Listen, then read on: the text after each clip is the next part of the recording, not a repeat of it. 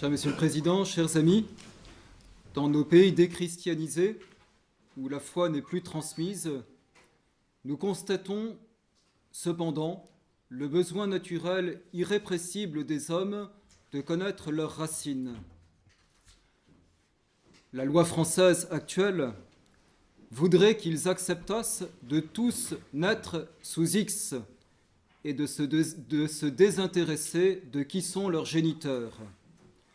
Mais la loi française, n'en déplaise à M. Chirac, ne l'emporte pas sur la loi naturelle, elle-même expression de la loi divine. Si bien que cette génération de déracinés, en dépit de toutes les drogues psychologiques qu'on lui injecte et de l'histoire de France qu'on lui dérobe, poursuit avec obstination cette quête. Et, comme on n'a pas encore incendié toutes les cathédrales de France, profané tous les cimetières et renversé tous les calvaires, son regard, le regard de cette génération, constate le passé si évidemment chrétien et catholique de la France. Le Christ l'avait bien dit, quand les hommes se tairaient, les pierres crieraient encore. D'autre part, les hommes peuvent aussi remarquer, sans trop de difficulté, que l'on compte les années en France et sur la plus grande partie de la planète en relation avec la naissance d'une personne qui est celle de notre Seigneur Jésus-Christ. Voilà des signes forts, tant les pierres de France que le calendrier presque universel, voilà des signes forts qui peuvent les inciter à s'ouvrir à la connaissance de cette personne qui a si profondément marqué et la France et toute l'humanité. Quant à ceux, et c'est sans doute le cas de la plupart d'entre vous, qui, en 2020, ont encore la foi catholique, ou l'ont retrouvée, je me contenterai de leur dire ce qu'ils savent. Cette venue sur la terre du Fils de Dieu, de la deuxième personne de la Sainte Trinité, qui s'est incarnée en vue d'offrir le sacrifice de sa vie en réparation de nos péchés, constitue l'événement essentiel de toute l'histoire de l'humanité. Celui qui ne le sait pas, qui n'en a pas conscience, se prive de la lumière la plus éclairante qui soit sur le déroulement de l'histoire. C'est dire, chers amis, que l'on ne perd pas son temps à considérer la vie de Jésus-Christ, et tout spécialement son immolation rédemptrice. La génétique, qui s'est tant développée aujourd'hui, est une science qui nous livre d'incroyables prémonitions sur ce que sera un homme. Elle nous montre dans l'œuf initial des lignes microscopiques, mais qui deviendront bientôt des crêtes ou des failles redoutables dans l'histoire des individus comme dans l'histoire des peuples. Aussi, nous ne nous trompons pas en pensant que nous allons trouver, et ce sera l'objet de cette conférence, dans l'acte du Golgotha, comme le filigrane de toute l'histoire humaine, et que, en 2020 encore, à l'heure du mondialisme maudit, nous avons besoin de nous référer au Golgotha pour comprendre ce qui se déroule sous nos yeux, et c'est à lui qu'il faut revenir. En ce terrible vendredi saint de l'année 29, sans doute, en face de Jésus-Christ crucifié, se tiennent les dignitaires du Sanhédrin juif qui l'ont déclaré digne de mort, qui ont prononcé sa condamnation à mort et qui ont obtenu, non sans mal, l'exécution de leur sentence du faible procurateur romain. Notre foi catholique nous commande l'emploi d'un mot pour définir cette mise à mort. Et il n'en est qu'un seul qui n'a pas de synonyme, il s'agit d'un déicide. Mot nullement contradictoire, puisque Jésus-Christ est vrai Dieu et vrai homme, et qu'il peut donc bien, dans sa nature humaine, mourir. Notre foi catholique, comme le rappelle le catéchisme du Concile de Trente, nous enseigne que nous sommes tous responsables de ce déicide en raison de nos péchés, puisque le Christ est mort à cause de nos péchés. Et nous devons commencer par le reconnaître. Et en même temps, et cependant, il existe une culpabilité particulière, qui est celle d'abord du Sanhédrin, qui vota la mort du Christ, responsabilité, j'aurai l'occasion d'y revenir, qui a été reconnue jusqu'au Concile Vatican II. L'Église affirmait qu'il existait une responsabilité particulière dans la mort de notre Seigneur Jésus-Christ, de ces Juifs qui ont voté sa mort, c'est évident. L'Église affirmait également qu'il existait une responsabilité aussi des Juifs, non pas à cause de leur sang, mais des Juifs dans la mesure où ils demeurent attachés à la religion judaïque post-christique en tant qu'elle est fondée sur le rejet de Jésus-Christ. Et c'est de ce judaïsme post-christique et anti-christique dont il va être question maintenant. C'est-à-dire que je vais dans un premier temps chercher à définir ce qu'est le judaïsme anti-christique. Dans un deuxième temps, je ferai une lapalissade qui consistera à exprimer que le propre du judaïsme, c'est de judaïser. Et j'en donnerai ensuite 3 illustrations. La première qui vous surprendra peut-être, qui est le lien entre la judaïsation et l'islamisation. Le deuxième qui montrera en quoi la Déclaration des droits de l'homme est une victoire de la judaïsation. Et le troisième qui montrera la tentative réussie de judaïsation de l'Église catholique à travers Nostra Aetate au Concile Vatican II. Premièrement, la naissance du judaïsme antichristique.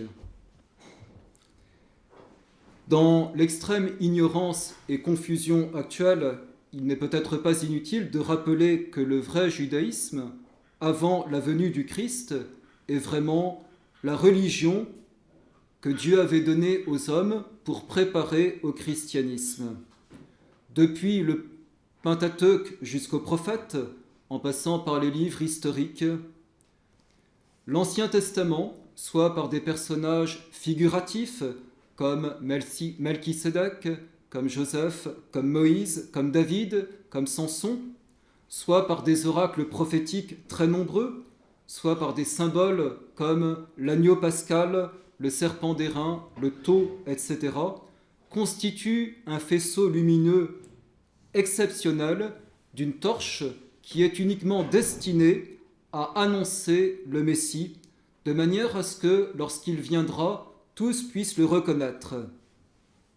Il n'est pas exagéré de dire que la vie de notre Seigneur était comme annoncée à l'avance pour tous, de telle manière que les Juifs auraient dû le reconnaître sans aucune difficulté lors de sa venue sur la terre. C'est un véritable 5e évangile qu'on peut écrire avec toutes ces prophéties de l'Ancien Testament. Je remarque en passant que toutes les attaques qui sont tentées contre l'historicité de l'Ancien Testament ont comme conséquence de jeter le doute sur le Nouveau. Nous ne pouvons en aucune manière y souscrire. C'est en effet l'un des arguments les plus décisifs en faveur de la messianité du Christ, de démontrer que seul il a accompli absolument tout ce que les prophètes avaient dit de lui dans l'Ancien Testament. Il est nécessaire de préciser ici qu'en termes discrets mais très significatifs, l'Ancien Testament exprimait en plus de sa foi vigoureusement monothéiste contre le polythéisme généralisé, il n'excluait pas plutôt l'existence d'une pluralité de personnes en Dieu qui ne s'opposaient pas au monothéisme, et il n'excluait pas non plus la venue d'un Messie qui serait consubstantiel à Dieu. Et je pourrais très longuement, et c'est passionnant, citer tout un ensemble de textes de la Bible, depuis le premier verset du Pentateuque, qui, d'une façon très véritable, enseigne comme à l'avance cette pluralité de personnes en Dieu que notre Seigneur Jésus-Christ révélera définitivement, et cette consubstantialité du Messie à Dieu. En particulier, reprenez dans de bonnes Bibles l'Ancien Testament, vous verrez comme il est intéressant de voir dans la Genèse le « nous » qui est utilisé pour exprimer la création. Et les personnes divines qui sont comme dans un conseil à l'origine de la création. On pourrait prendre les psaumes, en particulier le psaume 2, pour montrer à quel point les choses sont exprimées. Et c'est très important de le dire, de remarquer cet immense travail de pédagogie divine pour préparer les Juifs à la venue du Messie, étant donné que ce peuple n'avait vécu que dans cette espérance du Messie à venir, étant donné que la génération où va venir notre Seigneur Jésus-Christ a été annoncée avec une parfaite précision par le prophète Daniel, c'est-à-dire que les Juifs qui se trouvent au moment de la venue de notre Seigneur savent que les 70 semaines d'années prophétisées par Daniel sont là et que le Christ est pour leur génération. Étant donné les miracles incessants que le Christ opérera devant les Juifs et devant les Sanhédrites en particulier, pensez par exemple à l'aveugle-né, eh bien, on peut se demander comment il est possible que les Juifs n'aient pas reconnu notre Seigneur Jésus-Christ. Tous les y portaient, tout l'Ancien Testament qu'ils possédaient. Ce n'étaient pas des idiots, c'étaient des hommes qui connaissaient très bien les Écritures et qui étaient capables de mettre bout à bout les prophéties. Tout se déroule devant leurs yeux. Le Christ multiplie les miracles pour eux et pour la plupart d'entre eux, ils ne l'ont pas reconnu. Le père Didon, qui a probablement écrit une des plus belles vies de Jésus-Christ, dit « Le Christ, ses conversions, c'est quelques centaines sur peut-être 3 millions de Juifs à ce moment-là en Palestine. » Mes chers amis, pourquoi cela ? Pourquoi les Juifs, pourquoi le Sanhédrin n'a-t-il pas reconnu notre Seigneur Jésus-Christ ?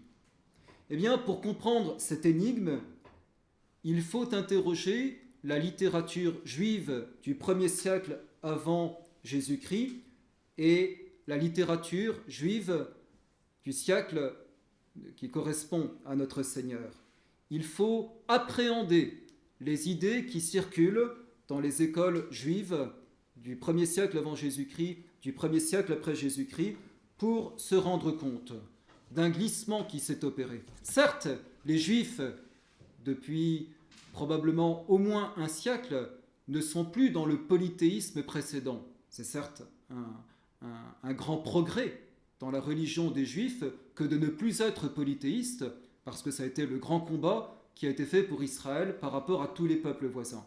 Mais malheureusement, les Juifs qui ne sont plus dans l'ornière du polythéisme sont tombés dans une autre grave, plus insidieuse altération de la religion, tant par rapport à l'idée messianique que par rapport à la religion elle-même.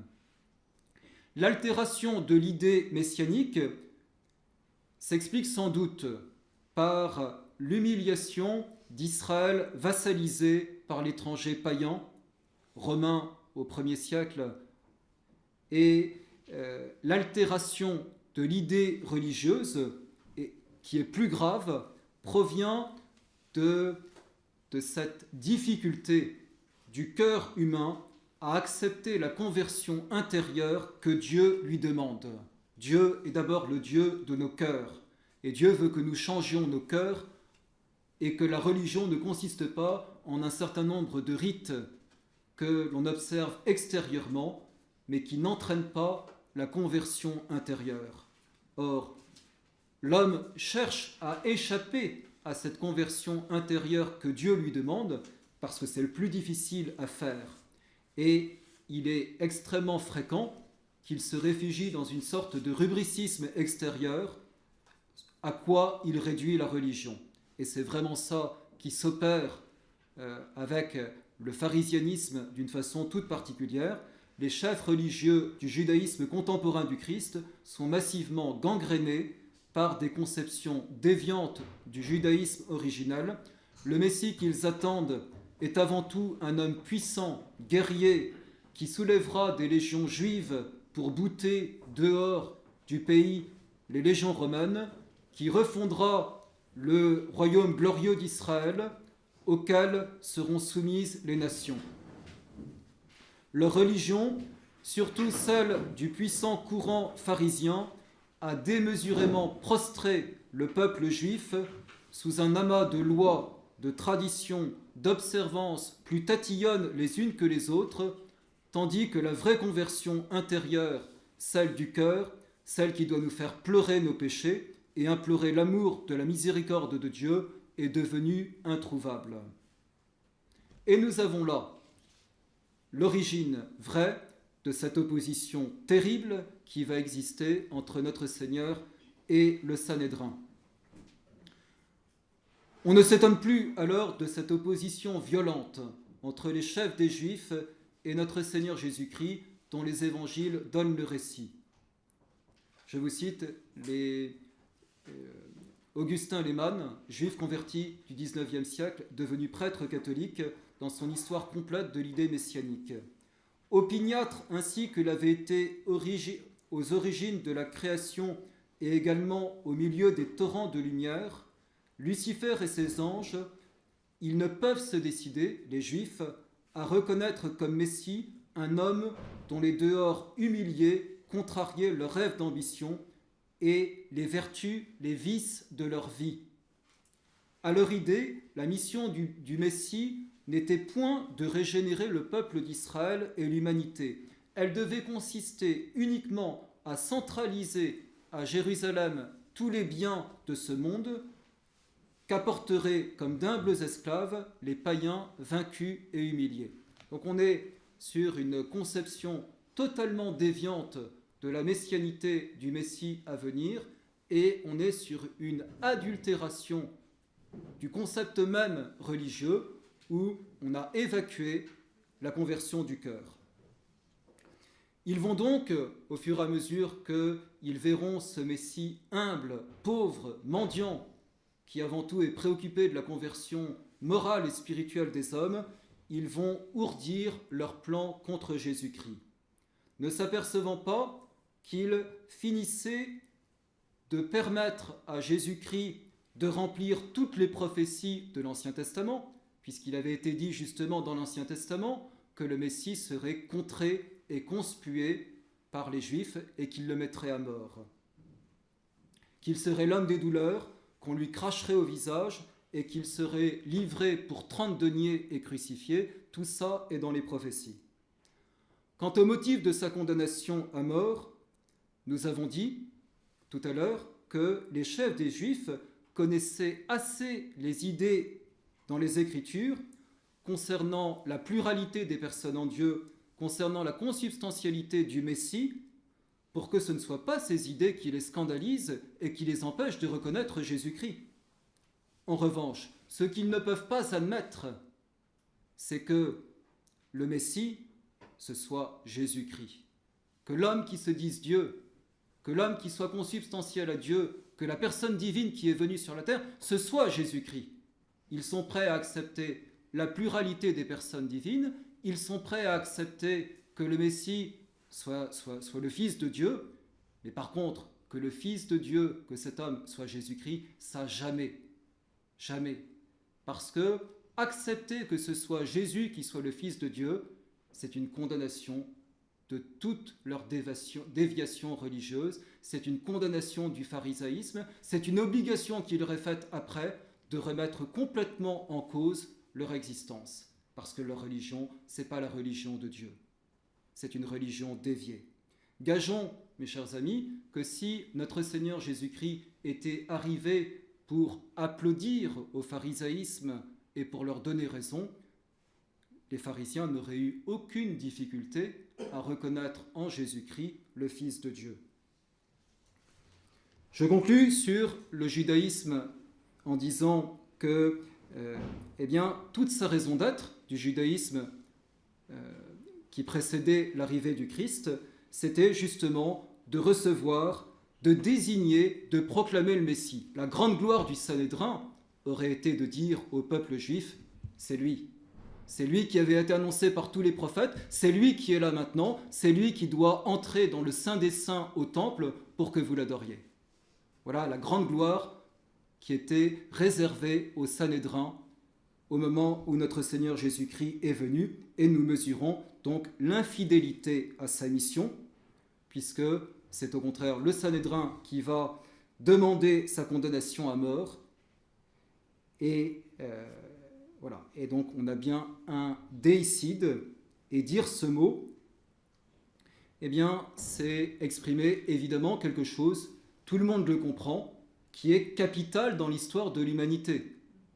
Si Jésus-Christ, comme nous le croyons, est Dieu, il est bien évident que si Dieu a été mis à mort et que si aujourd'hui tout un ensemble de personnes se félicitent que Dieu a été mis à mort, vous vous rendez bien compte que c'est non pas une petite ligne accidentelle de fracture entre les hommes qui existe, mais que c'est la ligne de fracture par excellence, et que nous ne pouvons pas envisager les événements de 2020 sans être obligés de nous référer à cette première ligne de fracture.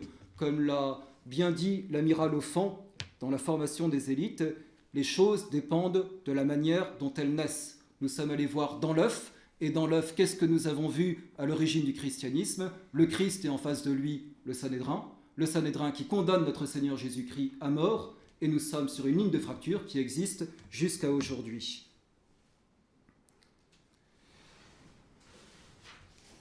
Alors maintenant, j'en viens à ma lapalissade. Le propre du judaïsme, c'est de judaïser. Qui peut sérieusement estimer, je le redis, et c'est tellement important, que cette scène violente du Golgotha serait un drame certes très douloureux, mais qui demeurerait comme un fait isolé et sans influence dans la suite de l'histoire de l'humanité.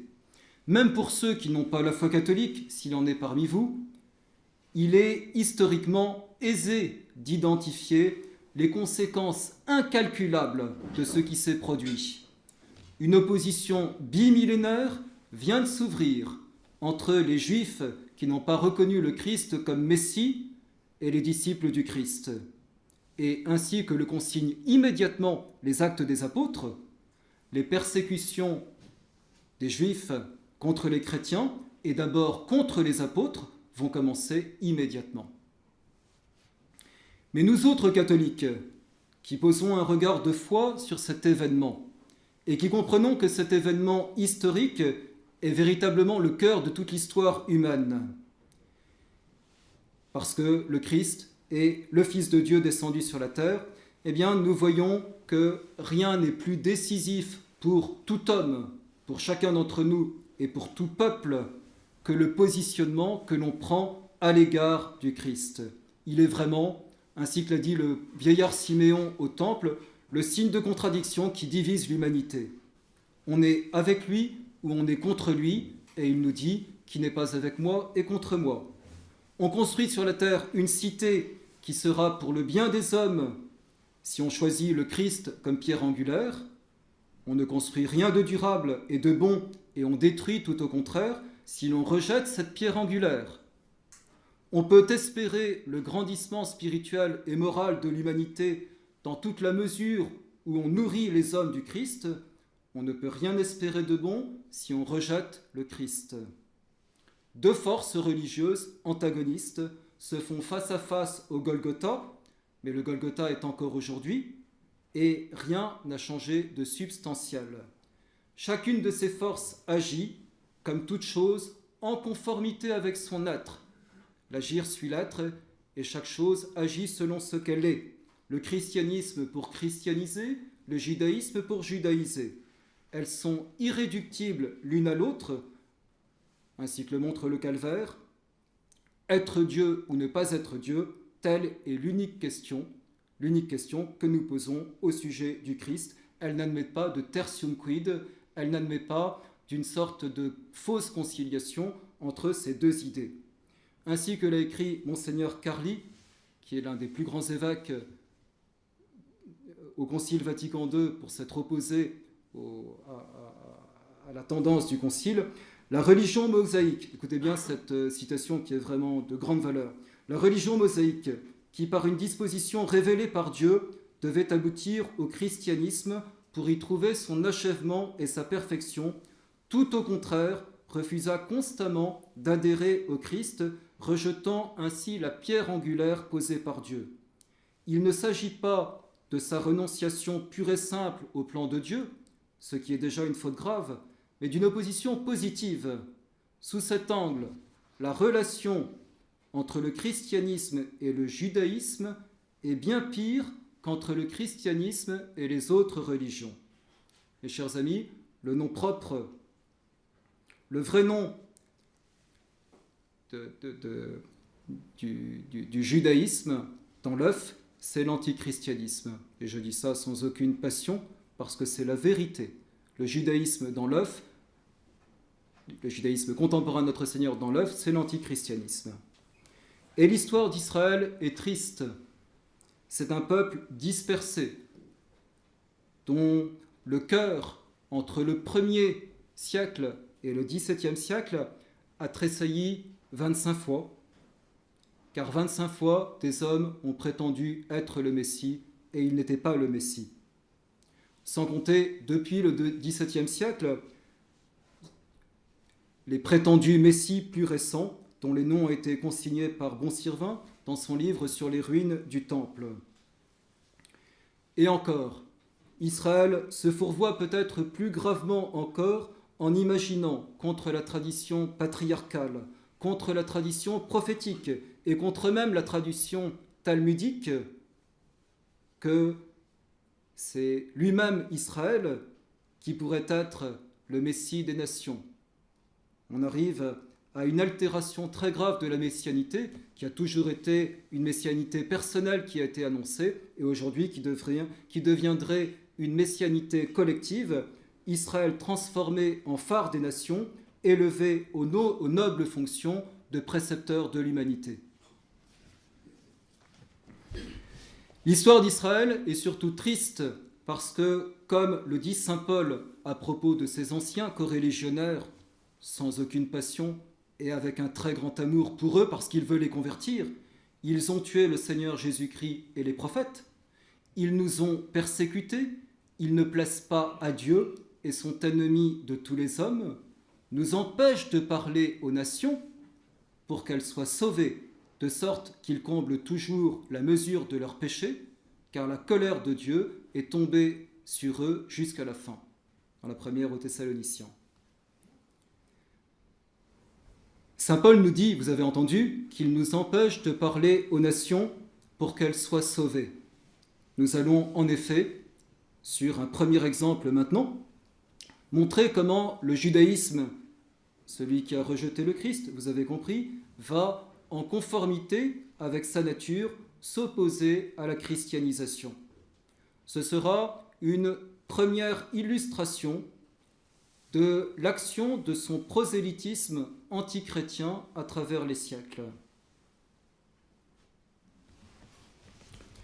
Et donc, je vais maintenant vous faire part de travaux très importants, et ce serait un grand malheur qu'ils sombrent dans l'oubli, de travaux très importants, et même s'ils sont évidemment à l'opposé de la pensée actuelle qui a cherché à les ridiculiser et à les blâmer, de travaux qui sont nés d'une intuition géniale concernant l'origine de l'islam.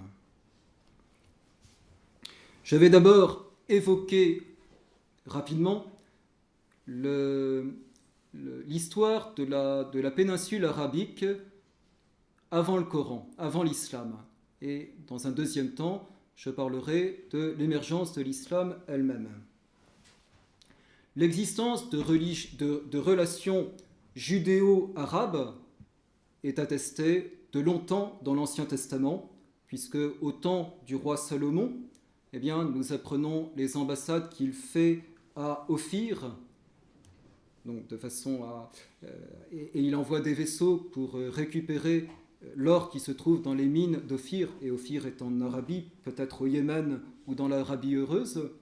Et puis nous apprenons également, au temps de Salomon, ce fameux voyage que la reine de Saba, Saba est un petit royaume limitrophe du Yémen, et qui nous est donc raconté par le premier livre des rois au chapitre 10. La reine de Saba a tellement entendu parler de la sagesse de Salomon qu'elle va se déplacer pour aller le voir, et elle va être vraiment subjuguée par la sagesse de Salomon, revenant certainement dans son pays avec influencée par le monothéisme et par la religion mosaïque. Donc on sait que la religion monothéiste des Juifs de l'Ancien Testament et que des communautés juives sont présentes en Arabie et d'une façon bien implantée dès avant l'ère chrétienne. Peut-être peut-on conjecturer que les rois mages, une des hypothèses les plus probables de l'origine des rois mages, eh bien c'est justement l'Arabie, le Yémen, au moins pour l'un d'entre eux, que les rois mages avaient justement eu connaissance de quelque chose des écritures juives en Arabie. Bien sûr, les populations arabes qui vivent en Arabie sont des populations polythéistes. On y adore des pierres, comme la Kaaba, justement à la Mecque. Voilà. Et en même temps, donc, il faut bien comprendre, et on en sait suffisamment pour pouvoir vraiment le dire, qu'il y a un brassage très important sur le plan religieux qui existe avant même la venue du Christ et qui va encore s'amplifier après la venue du Christ. Car la péninsule arabique est un enjeu territorial très important qui va tenter Auguste au 1er siècle. Hérode va mettre à la disposition d'Auguste une légion romaine. Cependant, Auguste ne parviendra pas à conquérir la province de l'Arabie. La pénétration du monothéisme sur la péninsule est attestée par des inscriptions indubitables que personne ne conteste, des inscriptions monothéistes au IVe siècle. Et en même temps, donc, on assiste à des luttes religieuses extrêmement importantes entre qui et qui, entre cette forte présence juive qui existe dans la péninsule arabique et les tentatives chrétiennes qui vont être faites pour pouvoir convertir les populations arabes. Je suis obligé d'aller vite, et puis je ne connais pas très bien non plus, mais je vous donne un petit peu ce que je sais. Eh bien, au IVe siècle, une mission chrétienne de grande envergure va échouer au Yémen à cause de l'implantation très forte du judaïsme. Les Juifs vont s'opposer victorieusement à cette tentative chrétienne. Il faut dire que malheureusement, le christianisme missionnaire à ce moment-là est lui-même souvent abîmé, corrompu par les hérésies, soit par l'arianisme, soit par le monophysisme. L'arianisme, donc la négation de la divinité du Christ, ou bien le monophysisme, la nature humaine du Christ est comme engloutie dans sa nature divine. Et toute l'histoire de l'Église atteste, par la suite, on pourrait prendre bien des exemples, que lorsque le christianisme est corrompu, comme c'est le cas aujourd'hui dans notre pauvre France, eh bien, il n'est pas en mesure de pouvoir lutter efficacement. Voilà. Événement évidemment très important, ça va être Constantin qui va déménager à Constantinople, à Byzance, à Constantinople, et à partir de ce moment-là, c'est-à-dire à partir du IVe siècle, eh bien, il va y avoir une concurrence très importante sur l'Arabie entre deux puissances, qui est l'empire oriental romain de Constantinople et puis l'empire perse. Et on s'aperçoit donc, dans cette lutte d'influence que les Perses appuient plutôt le judaïsme, tandis que, évidemment, Byzance appuie plutôt le christianisme. Et on va assister au VIe siècle à une deuxième tentative très importante de christianisation qui va être appuyée par l'empereur Justinien, mais qui, de nouveau, ne va pas remporter la victoire parce qu'il y a cette opposition du judaïsme très implantée qui fait barrage à la christianisation. Donc on voit bien, le judaïsme judaïse, le judaïsme s'oppose à la christianisation. Et à côté de cela, eh bien, comprenons, vous voyez, l'historien juif Baron, qui a écrit Histoire d'Israël, vie religieuse et sociale, nous dit qu'au 1er siècle, la diaspora, vous voyez, elle est déjà énorme. S'il y a 3 millions d'habitants en Israël, eh bien, il y a 3 fois plus de juifs qui sont à l'extérieur. Et ces juifs, notre Seigneur l'atteste dans les évangiles, ces juifs sont prosélytes.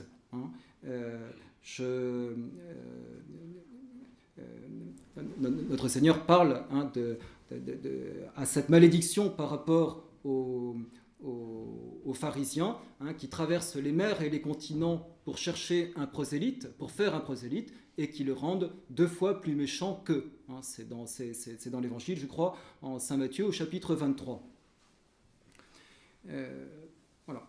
Et un autre exemple qu'on peut donner aussi, puisque je suis sous Justinien, de cette volonté du judaïsme de judaïser, eh bien, c'est lorsque les armées de Bélisaire, le grand général de Justinien, donc, est allé auprès des tribus berbères en Afrique et a constaté que les Juifs étaient en train de judaïser les tribus berbères, de telle manière que Justinien va proscrire le judaïsme en Afrique chez les Berbères. Donc on voit bien cette volonté du judaïsme de judaïser.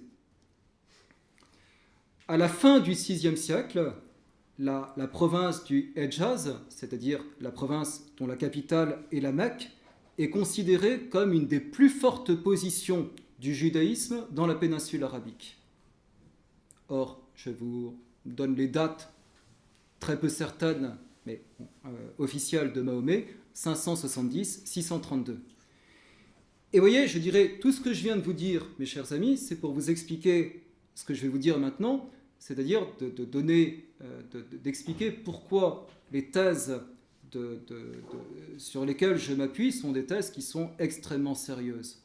Le judaïsme est très présent en Arabie, il est très présent spécialement autour de la Mecque.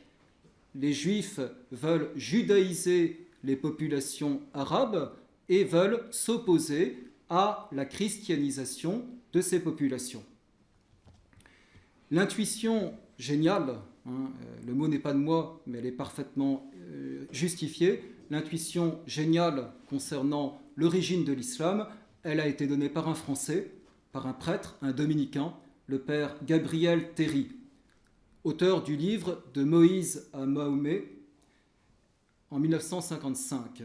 Père Théry est un éminent théologien, membre de l'Académie pontificale, fondateur avec le philosophe Étienne Gilson des archives doctrinales et littéraires du Moyen-Âge, fondateur de l'Institut Sainte-Sabine à Rome, professeur à l'Institut catholique de Paris et membre de la section historique de la Sacrée Congrégation des Rites, réputation de scientifique qui dépassait très largement les frontières de l'Hexagone.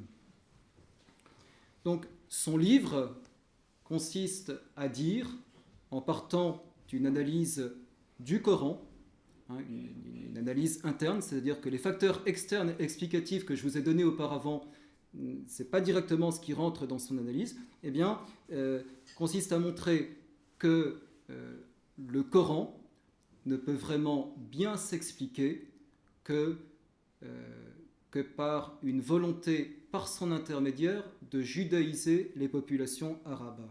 Évidemment, vous imaginez bien que pour la pensée correcte, soit de Tel Aviv, soit de la Mecque, ce livre a été rejeté et tout ce qu'on veut. Et pourtant, ça n'enlève rien à la valeur des arguments. C'est ça qui nous intéresse. Que valent les arguments qui sont donnés ? La première chose qu'il faut dire, c'est que voyez, on parle, et je dirais, on parle de poésie pré-islamique, mais c'est pas vrai.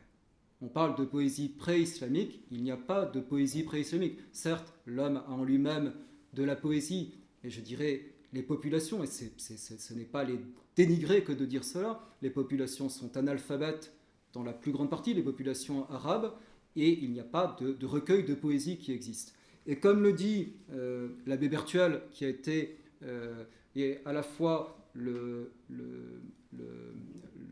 collaborateur, puis ensuite le continuateur du père Théry, dont le nom de plume est Anna Zacharias, eh bien, le Coran, et il faut bien le dire, le Coran apparaît comme un véritable aérolithe dans la littérature de l'Arabie. C'est-à-dire qu'on a d'un seul coup quelque chose qui, d'un point de vue littéraire, avec un ensemble de néologismes religieux qui sont utilisés, est vraiment est hors du commun. Je ne sais pas quelle comparaison prendre. Imaginez que l'on retrouve des stances ou des poèmes qui, au XIIIe siècle, ressembleraient un petit peu à ceux de Racine. Voilà. Eh bien, on dirait, mais c'est inexplicable. C'est inexplicable. Comment se fait-il que, littérairement, un homme ait pu avoir cette perfection de langue voilà. Le Coran, c'est un petit peu cela. Et justement, les musulmans vont se servir de cette, de cette perfection littéraire qui existe dans le Coran pour dire, bah oui, c'est un véritable miracle, un signe supplémentaire que c'est bien l'archange Gabriel qui a donné de la part de Dieu ce livre aux hommes, puisque littérairement, on ne peut pas l'expliquer autrement. Dans la réalité, mes chers amis, eh bien, l'hypothèse extrêmement intéressante, et je ne peux faire qu'un petit résumé de rien du tout, l'hypothèse extrêmement intéressante donc du père Théry, continuée par l'abbé Berthuel. Un autre nom qu'il faut citer aussi, c'est le père Bruno Aymar de la CRC, qui était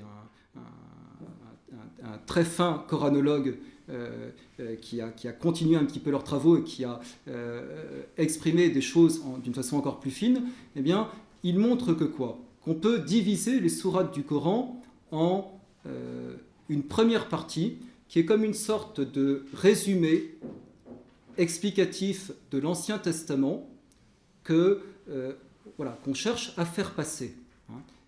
Et c'est une très grande partie du Coran que de chercher à faire passer l'Ancien Testament. En même temps, on peut dire, oui, mais il est aussi question de Saint Jean-Baptiste, de la Très Sainte Vierge Marie, et même de Jésus-Christ. Mais qui regarde bien et avec attention ces textes chrétiens, et qu'on monte aujourd'hui en exergue pour dire, mais vous voyez, ils sont très proches de nous. En fait, quand on regarde bien, on s'aperçoit, je prends l'exemple de Saint Jean-Baptiste, que non. Autant pour nous, Saint Jean-Baptiste, c'est le trait d'union entre l'Ancien et le Nouveau Testament, autant dans le Coran, Jean-Baptiste, le prophète Jean-Baptiste, c'est un prophète de l'Ancien Testament au service de l'Ancien Testament, sans le Nouveau Testament, qui n'ouvre pas du tout vers le Nouveau Testament. Ou lorsqu'il est question de Jésus, oui, il est question de Jésus, mais il est dit immédiatement après, quand il est question de Jésus, attention, Dieu n'a pas de fils. Donc on voit bien que oui, il est question du Nouveau Testament, mais comme pour fermer toute possibilité que la religion catholique soit vraie. Et vous savez, je passerai dessus, ce n'est pas mon but de le dire ici, au contraire, toute l'hostilité que l'on voit par rapport au christianisme. La deuxième partie du Coran, et c'est peut-être ça qui, je crois, a permis au père Théry d'y voir clair, c'est que, en plus de cette espèce de résumé de l'Ancien Testament, il y a, on voit comme une sorte de réflexion de quelqu'un qui est par rapport à un certain public auquel il est en train d'expliquer l'Ancien Testament. Donc, eh bien, les Arabes de la Mecque, les riches commerçants mécois qui sont devant lui, et c'est comme une sorte de petit journal qu'il tient pour arriver à dire eh bien, comment les gens réagissent. Et puis on s'aperçoit qu'il a remarqué dans l'assistance quelqu'un en particulier. Et il fonde des espoirs sur ce quelqu'un, comme pour prendre son relais et pour pouvoir adapter ce qu'il a dit pour la population à laquelle il s'adresse. et je dirais, et donc on est dans une analyse interne, mais je dirais, quand on lit ces explications, on arrive effectivement à une espèce de certitude, d'analyse interne qui vient de ce que... alors le père Terry dit le rabbin de la Mecque, on ne peut pas avoir de certitude, c'est une hypothèse. Le rabbin de la Mecque cherche à faire pénétrer le judaïsme chez les Arabes, remarque dans son auditoire un homme avec une certaine envergure, qui serait Mahomet, et Mahomet, il arrive à le persuader de la vérité du judaïsme, et il compte sur lui, il l'appelle un nouveau Moïse, pour être celui qui va pouvoir ensuite prendre son relais et judaïser donc ces populations et anti-christianiser, si je puis dire, les populations arabes. Je peux pas, le temps passe, je ne peux pas trop prolonger, mais vous avez donc des milliers de pages qui ont été écrites tant par le père Terry que par ses continuateurs qui montrent à quel point le Coran, d'incompréhensible qu'il est sans cette lumière-là, devient compréhensible avec cette lumière-là. Vous voyez, et c'est vrai que les musulmans, vous voyez, comme ils sont sur cette espèce d'idée que non, il est révélé, eh bien, vous avez eu extrêmement peu d'études qui ont été faites sur les origines historiques du Coran. Il y a une espèce de critique, de scène critique positive, comme on peut l'avoir par exemple pour les évangiles, eh bien, ça n'a pas été fait par rapport au Coran. Donc il y a une espèce de dogme paralysant de toute investigation intellectuelle. Mahomet, Gabriel l'a donné aux hommes de la part de Dieu. Eh bien, je dirais, lisez cette analyse, ça vaut vraiment la peine de voir à quel point le Coran est en réalité une judaïsation de la population arabe, un barrage qui est fait au christianisme. Et d'ailleurs, mes chers amis, c'est pas très difficile de voir que entre cette religion des Sémites du Sud et la religion des Sémites du Nord, il y a énormément de points communs. Pas besoin de parler ni de la circoncision, ni du porc, ni de beaucoup d'autres choses. Mais en fait, vous voyez, ils ne se le disent pas, ils ne veulent pas qu'on le dise, mais c'est la réalité. Alors on me dirait, je dirais, est-ce que ça n'est pas étonnant avec ce que disent ces prêtres que vous citez que ce soit complètement perdu? Eh bien, moi, je pense qu'il est au contraire très fréquent dans l'histoire des hommes, tant sur le plan physique que sur le plan moral, que parfois le géniteur devant celui qui l'a engendré finisse par être horrifié, ou que celui qui a été engendré soit horrifié par son géniteur et qu'ils se renient l'un l'autre. Mon deuxième exemple de judaïsation est très différent, mais c'est volontairement que j'ai pris des exemples très différents pour vous montrer à quel point, vous voyez, on est sur une idée qui a des conséquences incalculables dans l'histoire des hommes, et on ne peut pas comprendre la mondialisation si on n'a pas ça dans l'esprit. Donc mon deuxième exemple, c'est la judaïsation de la société chrétienne par l'intermédiaire de la Déclaration des droits de l'homme. Vous voyez, ce qu'il faut bien comprendre, mes chers amis, c'est que avant la Révolution, sur quoi est fondée les sociétés chrétiennes, les sociétés catholiques?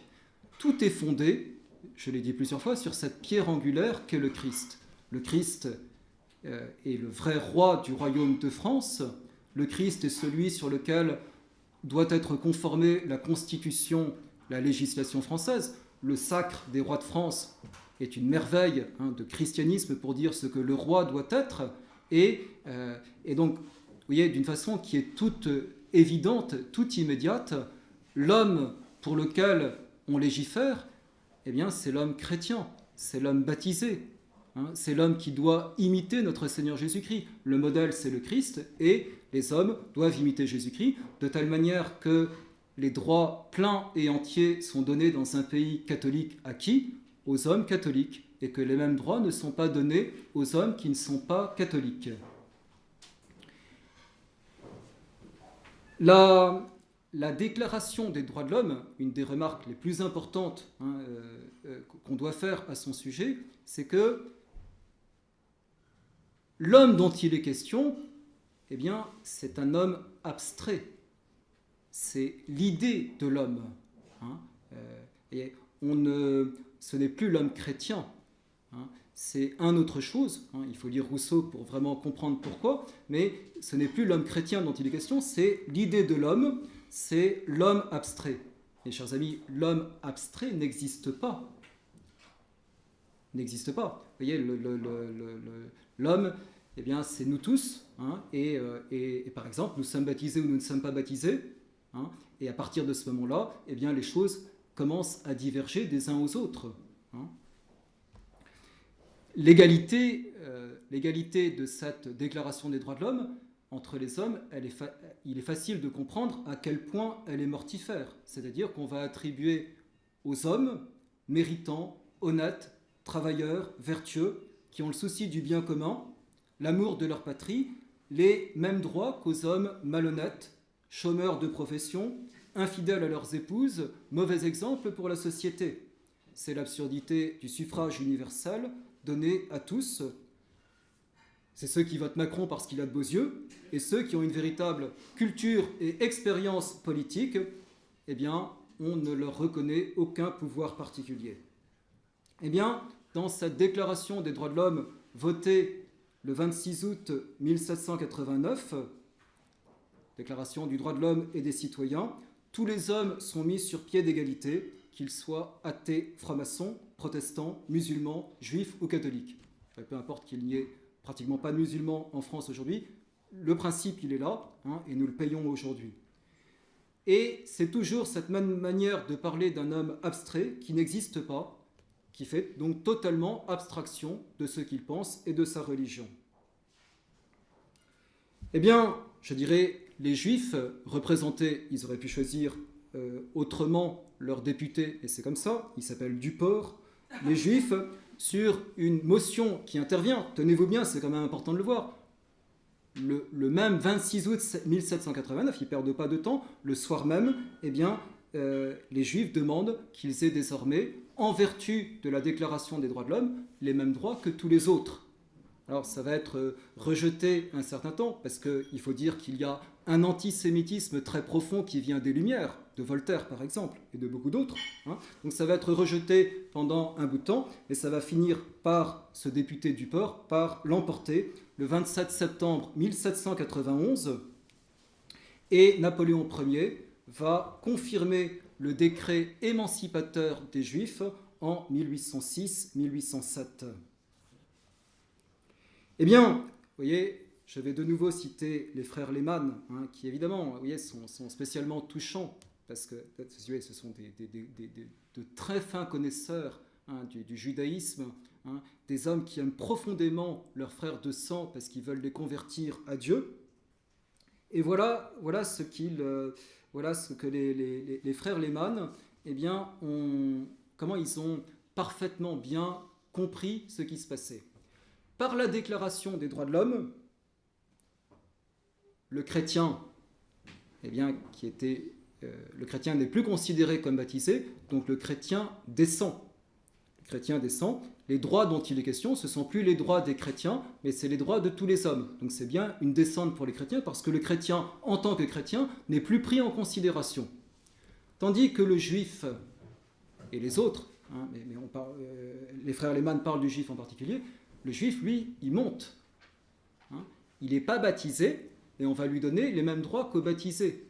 Donc le chrétien descend, et le juif monte, et la société qui s'ouvre au XIXe siècle après la Révolution française, c'est une société où les chrétiens sont dans cette descente, tandis que les juifs sont dans cette montée, et on va assister effectivement au XIXe siècle, non pas simplement en France, à cette suprématie politique grâce aux droits qui leur ont été donnés par la Déclaration des droits de l'homme, à cette suprématie qu'ils vont prendre sur les sociétés.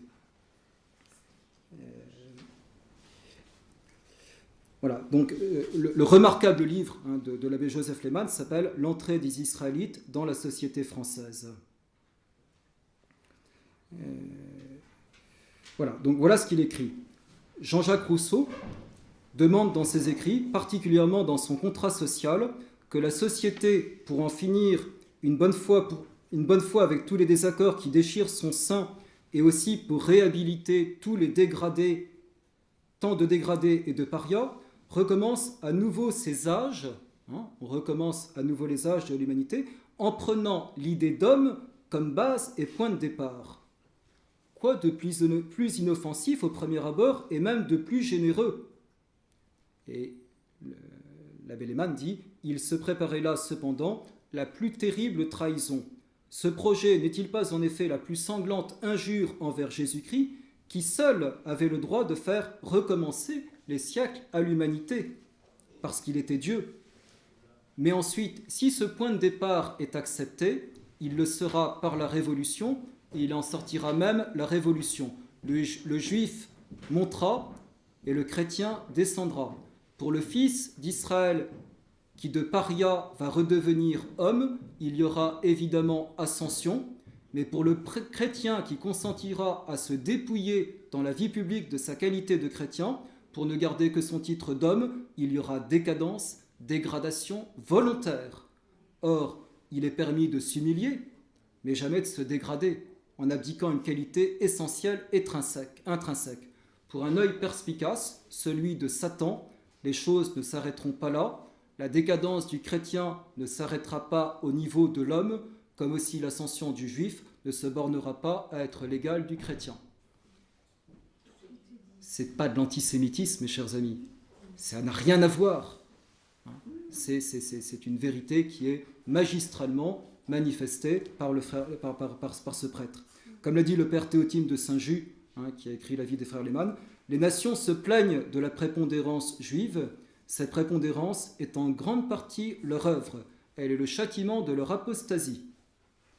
Donc, c'est ma deuxième illustration, cette fois-ci très différente, vous voyez, mais la Déclaration des droits de l'homme a été un très grand moyen de judaïsation de la société chrétienne, négativement par la suppression de la prise en compte de la qualité de chrétien dans la vie publique et positivement par l'attribution des mêmes droits aux hommes indépendamment de leur religion. Troisième et dernier exemple, je serai rapide, c'est donc le Concile Vatican II et Nostra Aetate. Donc la déclaration sur les Juifs, adoptée dans le schéma sur les religions non chrétiennes, a été votée par les pères du Concile le 16 octobre 1965 et promulguée par le pape Paul VI le 28 octobre. Elle marque un changement significatif dans l'énoncé de la théologie catholique en face du judaïsme sur plusieurs points déterminants. Et souvent par des abstentions qui ont été chèrement payées. Le premier point concerne justement l'absence du mot déicide dans le texte conciliaire. C'était l'une des plus vives réclamations des Juifs que ce terme disparaisse. Ainsi, dans le journal du 17 octobre, dans Le Monde du 17 octobre 1965, le grand rabbin Kaplan déclare « Je veux que l'on reconnaisse qu'en 1965, le terme déicide n'a plus de sens, et bien plus qu'il a une résonance odieuse. » Mais l'Église peut-elle éviter d'utiliser le terme déicide pour parler de la mort de Jésus-Christ? Si elle croit fermement que Jésus-Christ est la deuxième personne de la Sainte Trinité qui s'est incarnée, comment ne pas nommer déicide sa mise à mort et qui a un autre synonyme à proposer? Il ne faut pas minorer l'absence de ce mot dans le texte conciliaire. Il représente objectivement une victoire du judaïsme, car à ne plus parler de déicide, on n'utilise plus le mot qui rappelle que Jésus est Dieu. Or, l'histoire humaine se joue sur l'admission ou le refus de la divinité du Christ. Le deuxième point concerne la restriction qui est faite dans de l'imputabilité de la mort de notre Seigneur Jésus-Christ. Le Concile dit « Encore que des autorités juives avec leurs partisans aient poussé à la mort du Christ ce qui a été commis durant la Passion ne peut être imputé ni indistinctement à tous les Juifs vivant alors, ni aux Juifs de notre temps. » Le Concile abandonne ici l'idée de la responsabilité collective qui serait attachée au judaïsme en tant qu'il a refusé de reconnaître notre Seigneur Jésus-Christ comme Messie et Fils de Dieu. Il est intéressant et important de rappeler ici que selon la théologie catholique, nous sommes tous collectivement responsables de la mort du Christ à cause de nos péchés, je l'ai déjà dit, c'est enseigné par le Concile de Trente. C'est bien dire que l'Église ne cherche pas à dégager les chrétiens eux-mêmes de leur propre part dans le déicide. C'est dire aussi que l'Église, en saine philosophie, admet l'existence de la responsabilité collective, comme on le voit aussi dans la théologie du péché original. Mais jusqu'au Concile, l'Église considérait que les Juifs, dans la mesure de leur attachement au judaïsme, rejetant la divinité du Christ, portaient, qu'ils soient de la génération du Christ lui-même ou qu'ils viennent après à un autre titre, non point racial mais religieux, la responsabilité de la mort du Christ. C'est ce qui ressortit à la notion même de responsabilité collective des peuples, ainsi que l'explique Léon de Ponsant, que je cite. Les décisions des leaders impliquent toujours la responsabilité collective des peuples qui en supportent les conséquences. L'histoire est remplie d'exemples de ce type. Monseigneur Carli critique cet abandon de la responsabilité collective en disant « La sentence de condamnation fut prise par le Grand Conseil, Jean 11, 49, c'est-à-dire par la plus haute instance de la religion juive en référence à la loi de Moïse et en motivant la sentence comme une action pour la défense du peuple tout entier et de la religion elle-même. Ce fut le clergé d'Aaron, synthèse et principale expression de la politique théocratique et hiérocratique de l'Ancien Testament, qui condamna le Messie. On peut donc bien par conséquent attribuer le déicide au judaïsme considéré en tant que communauté religieuse, en ce sens strictement limité et en gardant à l'esprit la mentalité biblique. Le judaïsme des temps postérieurs à notre Seigneur partage objectivement aussi cette responsabilité collective du déicide, en ce que le judaïsme constitue la continuation libre et volontaire du judaïsme de cette époque. C'est extrêmement mesuré, c'est tout simplement accepter la notion de responsabilité collective qu'on est obligé d'accepter. Je dirais, on n'est pas Macron, et cependant, eh bien, on est tous tributaires des décisions qu'il prend, comme le montrent vos visages actuellement. Le troisième point concerne la condamnation par l'Église des manifestations d'antisémitisme. Déjà, un décret du Saint-Office du 25 mars 1928 avait écrit « L'Église catholique a toujours eu l'habitude de prier pour le peuple juif qui fut le dépositaire des promesses divines jusqu'à Jésus-Christ, malgré l'aveuglement de ce peuple. Bien plus, elle l'a fait à cause de cet aveuglement même. Règle de cette même charité, le siège apostolique a protégé ce peuple contre d'injustes vexations, et de même qu'il réprouve toutes les haines et toutes les animosités entre les peuples, de même il condamne la haine contre le peuple choisi par Dieu autrefois, cette haine que l'on désigne d'ordinaire sous le vocable d'antisémitisme. Voilà, c'est Mainvial, grand auteur, qui rappelle ce décret du Saint-Office du 25 mars 28 dans le judaïsme, dans le mystère de l'histoire. Mais le problème est que, aux yeux des Juifs, toute mesure de défense et de protection contre la pénétration des idées et conceptions juives, contre les hérésies juives, contre le contrôle juif sur l'économie nationale et en général toute mesure de défense des traditions nationales chrétiennes est une manifestation d'antisémitisme. Tout est pris pour de l'antisémitisme. Ainsi, Jules Isaac, qui a énormément influencé pour que le Concile Vatican II dise ce qu'il dit, Jules Isaac, l'auteur des manuels d'histoire, accuse tous les pères de l'Église d'antisémitisme, et même Saint Matthieu et Saint Jean. S'il fallait suivre cette volonté, il faudrait changer les Écritures parce que les Écritures seraient antisémites. Ce qui fait dire à Monseigneur Carli, que j'ai déjà cité, je termine, peut-on légitimement faire assumer par l'Église catholique en tant que telle une responsabilité aussi énorme, qui en ferait la plus cruelle et la plus vaste association de malfaiteurs qui ait jamais existé sur la terre? Les Juifs aujourd'hui ne se veulent plus responsables de quoi que ce soit de ce que le Christ a subi de la part de leurs ancêtres, auxquels même ils accordent désormais le bénéfice de la bonne foi. Mais ils exigent que l'Église catholique d'aujourd'hui, qu'elle se sente responsable et coupable pour tout ce qui, d'après eux, les Juifs ont souffert au cours des 2000 ans écoulés. Mes chers amis, s'il est vrai que le texte voté par les pères du Concile en 65 était corrigé en mieux que celui qui était beaucoup plus virulent encore de 64, beaucoup plus virulent contre l'Église catholique, il a constitué aussi une avancée du judaïsme et un recul de la théologie catholique. Et donc, nous assistons effectivement à une véritable judaïsation du catholicisme, et je terminerai pour dire où on en est, en citant Evangelii Gaudium du 24 novembre 2013, donc le pape François. Un regard très spécial s'adresse au peuple juif, dont l'alliance avec Dieu n'a jamais été révoquée, parce que les dons et les appels de Dieu sont sans repentance. L'Église, qui partage avec le judaïsme une part importante des Saintes Écritures, considère le peuple de l'Alliance et sa foi comme une racine sacrée de sa propre identité chrétienne. En tant que chrétiens, nous ne pouvons considérer le judaïsme comme une religion étrangère, ni classer les Juifs parmi ceux qui sont appelés à laisser les idoles pour se convertir au vrai Dieu.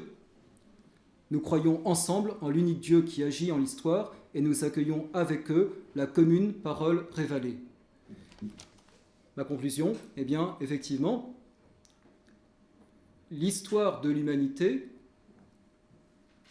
ne peut pas faire l'impasse de regarder ce qui s'est passé au Golgotha, événement essentiel de toute l'histoire de l'humanité, dans lequel on voit une fracture qui commence à exister entre les hommes dans l'acceptation ou dans le refus du Christ.